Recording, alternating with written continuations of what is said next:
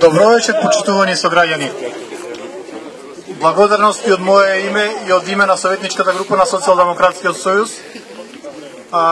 Бидејќи во овој број се појавивте и оваа вечер да зададете поддршка на напорите кои ќе ги правиме за враќање на демократијата во Република Македонија. Свето многу добро ви пренесе што се случи на 24.12. Ние тоа денеска сакавме како советници да го поставиме како точка на дневен ред на редовната 51-а седница на Советот на општина Крија Паланка. Нашиот предлог беше на самата седница покрај тоа што се расправа на оваа тема, ќе се извлече заклучок, преку кој заклучок најостро ќе видат осудени сите настани и случувања кои што на 24 се случија во Собранието на Република Македонија. А што се случи на 24? На 24 едноставно кажано се случи партиско-политички пуч. На 24 декември Никола Груевски го покажа вистинското лице.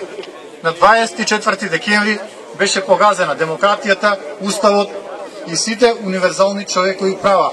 На 24 декември беше забранета слободата на говорот, беше забранета слободата на движење.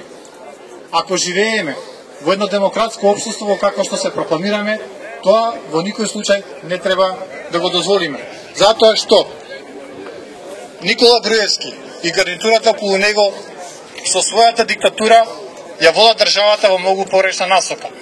На денешната седница на Совет, покрај другите точки, беа и две точки кои што се особен интерес за нас како граѓани, а тоа е донесувањето на буџетот за 2013 година и изборот на командир на полициска станица. Нашите аргументи на денешната седница беа: не можеме да прифатиме ставки од централниот буџет да се прелеат во буџетот на локално ниво, знаејќи на каков начин истиот тој буџет насилнички беше донесен во Собранието на Република Македонија. Не можеме да дозволиме ронки од централниот буџет да служат не за задоволување на општите потреби на граѓаните и за подобрување на стандардите за живење, туку за исплата на плати и хонорари на партиски војници кои што наместо на своите работни места во здравствениот дом, во општината, во воспитно-образовните институции, во јавното предпријатие Комуналец, во ученичкиот дом, наместо на своите работни места, тие на 24 декември се најдоа пред парламентот на Република Македонија за да се соочат со оние кои што ја бараа вистината. Не можеме да се дозволиме и да се помириме со судбината дека со наши пари ги плаќаат луѓето за да не тепаат и да ги изфрлаат пратениците кои што на последните парламентарни избори како здружена опозиција освоја 440.000 гласа. Не можеме да си дозволиме да ги влечат и да ги покажуваат нашите чувства или чувствата на 42 пратеници на опозицијата. Не можеме, а и сами од себе не можам да си простам, дека со наши пари плаќаат луѓе како што е Амди Бајрам, Никола Груевски, Трајко Вењановски и Гордана Јанкуловска. Ова не сме да ни се случува понатаму и треба еднаш да се стави и крај. Помеѓу другото, на денешната седница имаше предлог и тоа директно од министерката Гордана Јанкуловска за избор на командир на полициска станица Крија Паланка.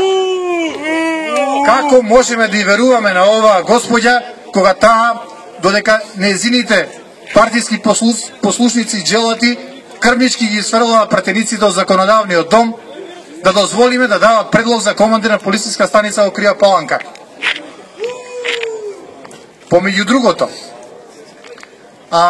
сето она што се случуваше на 24 декември треба да биде на голема помена за сите нас кои што сме вечерва тука или оние кои што заскриени за завесите или прозорците не слушаат и се во непосредна близина на овој собир.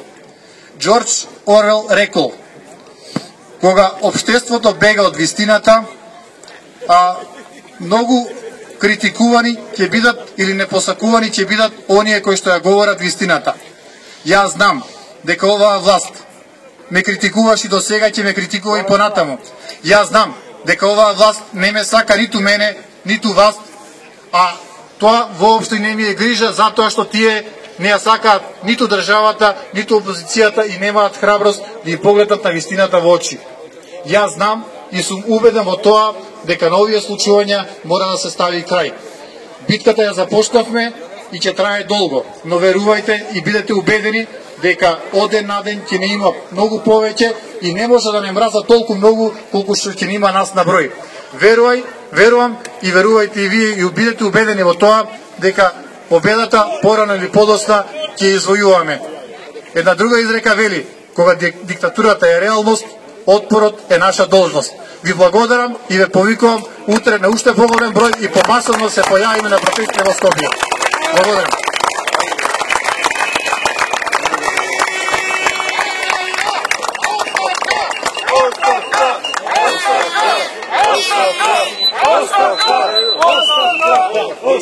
Ви благодариме и се гледаме утре.